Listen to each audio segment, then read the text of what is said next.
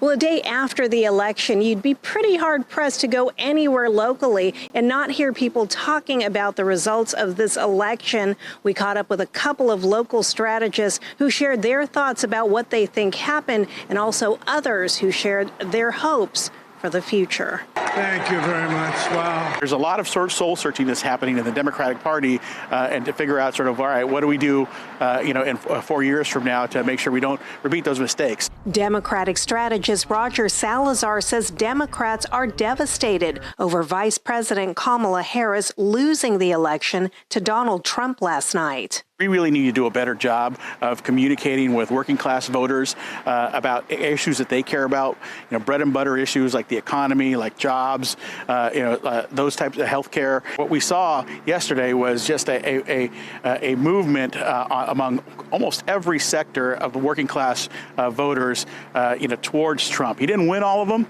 but he got enough movement from them, to get the victory that he got last night. He got more Latino votes than he had previously.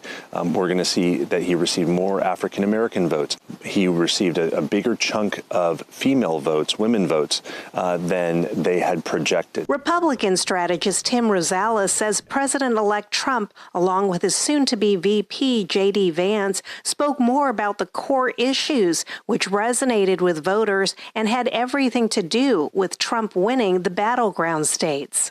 Voters in Florida and Georgia and North Carolina reacted very similarly to voters in Pennsylvania, Michigan, Wisconsin. It was a defining moment where Donald Trump really won pretty significantly.